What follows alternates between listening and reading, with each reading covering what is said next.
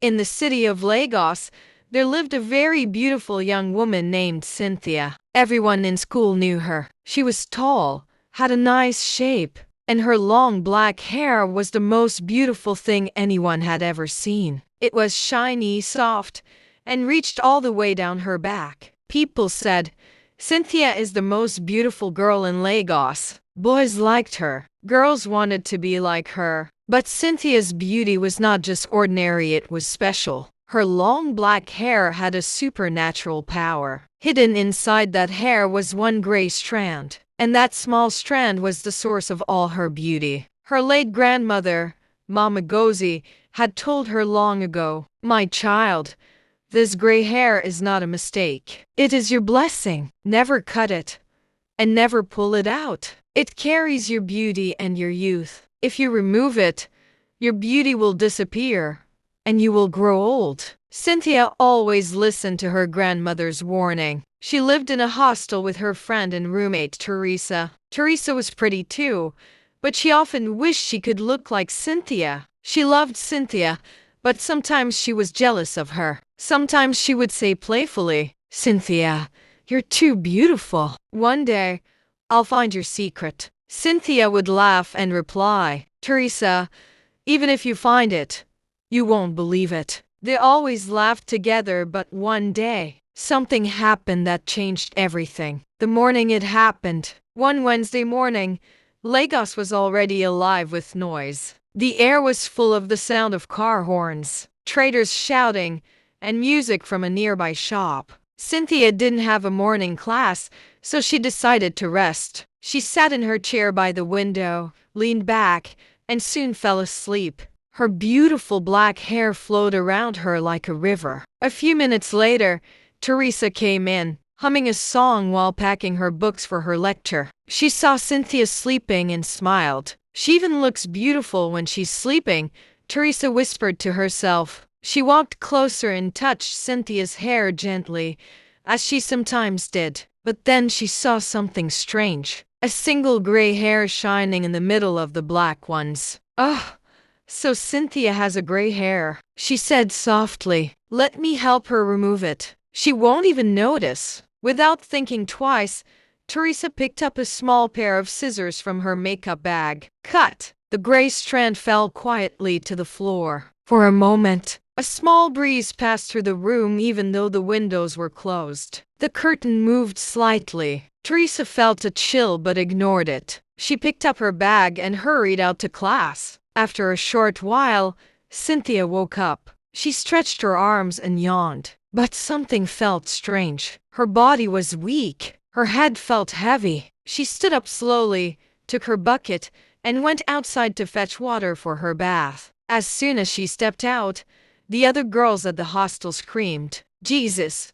Who is that old woman?" One girl shouted, "Where is Cynthia? Who allowed this strange woman to use her bucket?" Another said. Cynthia frowned. "Old woman? What are you talking about?" "It's me, Cynthia," everyone gasped. They couldn't believe it. Cynthia dropped her bucket and ran back into her room. She looked into the mirror and what she saw made her heart stop. Her face was full of wrinkles. Her bright eyes were now dull and tired. Her beautiful hair was no longer shiny, it was now dry, short, and completely gray. "No, this can't be happening," she cried. "Who touched my hair?" Then her eyes fell on the floor right beside the chair where she had been sleeping. There it was, the gray strand. She remembered Mama Gozi's warning. "Never cut the gray strand, my child." Tears filled her eyes. She covered her face and cried. That night, Cynthia didn't eat or speak to anyone. She sat by the window, staring outside.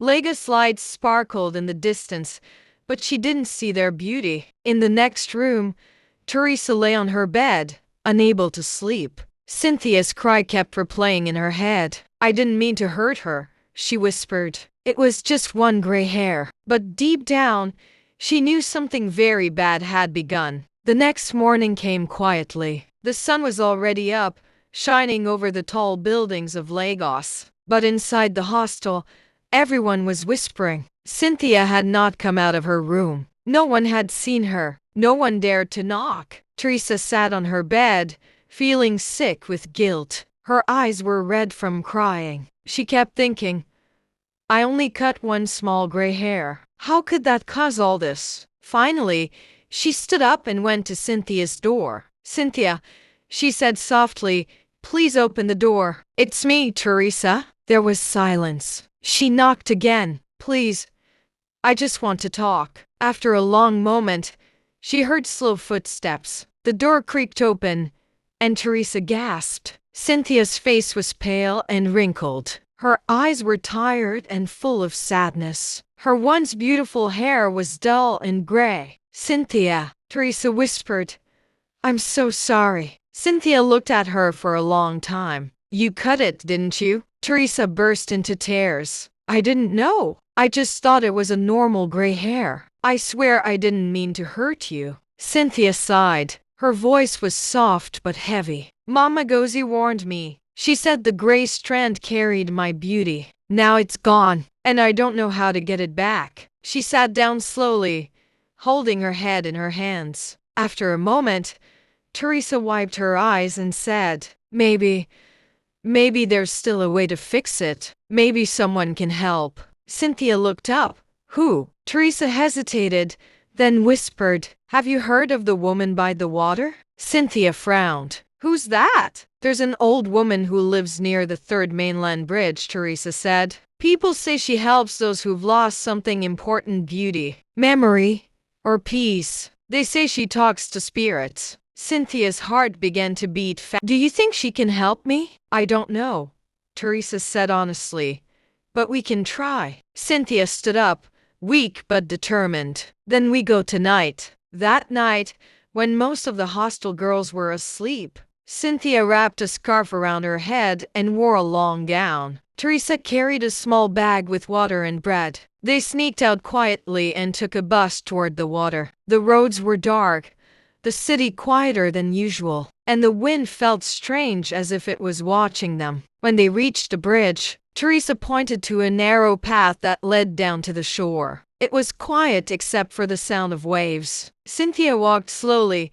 holding Teresa's hand. The air smelled of salt and smoke. Then they saw her. An old woman sat by the water, her wrapper tied neatly, her silver hair shining under the moonlight. She was humming a slow song. Around her were small clay pots and candles that flickered in the wind. The woman stopped singing and turned her head slightly. I've been expecting you, she said in a calm, deep voice. Cynthia froze. You know me? The woman smiled faintly. I know you're kind. You carry a gift that came from the spirits of beauty, the gift your grandmother, Mama Gozi, once carried too. Cynthia's eyes widened. You knew Mama Gozi? The old woman nodded. Yes, she came to me many years ago when she was young. Her gray strand was the same as yours. It holds the spirit of Ezenwa, the guardian of beauty. But when the strand is cut by envy or careless hands, the spirit sleeps and your beauty fades. Cynthia felt tears gather in her eyes. Please,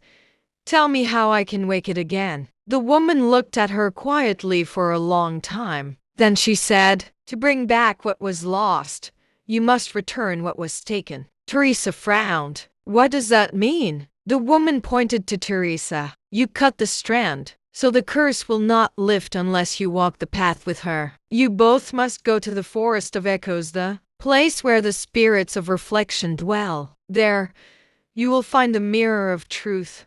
Only that mirror can restore her gift. Cynthia and Teresa glanced at each other, fear and hope mixing in their eyes. Where is this forest? Cynthia asked quietly. The old woman smiled again, her eyes glowing faintly in the moonlight. You will know it when you hear the trees whisper your names. Then she turned back to the water and began to hum again. Cynthia and Teresa walked away slowly. The city lights of Lagos glowed behind them, but the road ahead was dark and unknown. For the first time in her life, Cynthia wasn't thinking about beauty or attention. She was thinking about survival and the strange bond that now tied her and Teresa. Cynthia and Teresa left the woman by the water and began their long walk toward the Forest of Echoes. The old woman's words kept ringing in their minds. You will know it when you hear the trees whisper your names. The night was quiet except for the sound of their footsteps and the distant waves. After a while,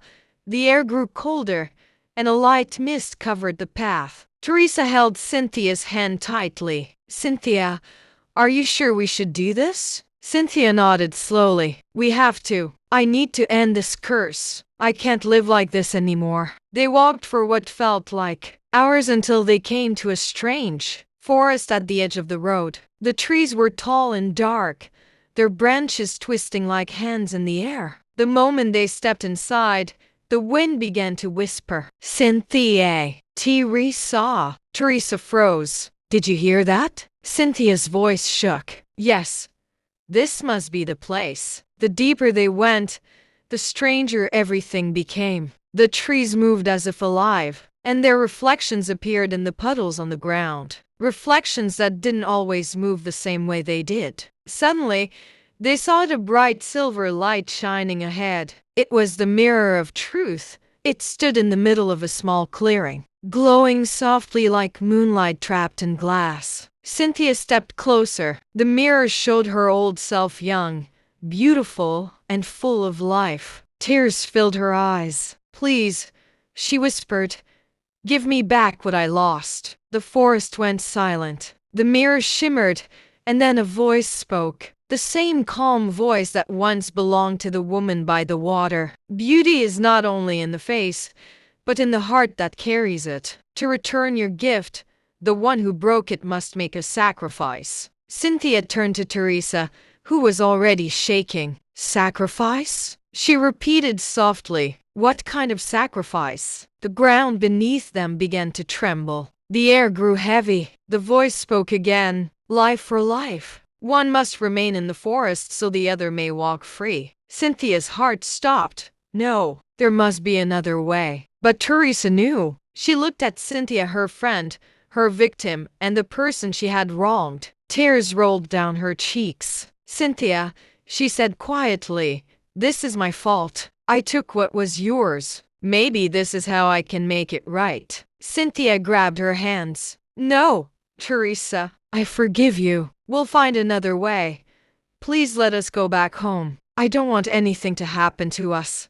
Please. Teresa shook her head. She smiled weakly. You always had a good heart, Cynthia. That's why you were beautiful, not just because of your hair. The ground opened beneath her feet. A strong wind swirled around them, pulling at her clothes. Cynthia screamed, Teresa! But Teresa didn't struggle. She looked at Cynthia one last time and said, live, my friend. Be beautiful again inside and out. Then the earth swallowed her. The wind stopped. Silence fell. Cynthia fell to her knees crying. She called Teresa's name again and again, but there was no answer. Only the echo of her own voice came back. Teresa, saw. The mirror of truth began to glow again. A soft light wrapped around Cynthia, warm and gentle. Her body felt light, her face young again, and her long black hair flowed down her back, shining brighter than ever. The forest whispered softly, the debt is paid. Cynthia stood up, tears still falling, but her beauty was back. She touched her hair and felt the single gray strand, glowing quietly among the black. Then, slowly, the forest faded away. When Cynthia opened her eyes again, she was standing near the water in Lagos. Morning had come. The sun rose over the city, and the sound of traffic and life filled the air again. She looked around. The old woman was gone. The only thing left was a small gray feather floating on the water. She picked it up and whispered, Thank you, Teresa. Cynthia walked back to school quietly. People stared again. She was beautiful once more, even more radiant than before, but this time, her smile was different. It carried peace, not pride. She never told anyone what happened in the forest, but sometimes when the wind blew through her hair, she could hear a soft voice whisper her name, the voice of a friend who gave up everything so she could be whole again. Cynthia. And Cynthia would smile gently. her hand brushing over the single gray strand that now shone with quiet power. Moral lesson: this story teaches us not to be jealous of others. Everyone has their own special gift. It also shows that real beauty comes from having a good heart, not just from how we look. We should be careful with what we don't understand and always respect other people's things. And most of all, true friendship means love, forgiveness, and sacrifice. Thank you for watching up to this point. Please don't forget to subscribe, like, comment, and share.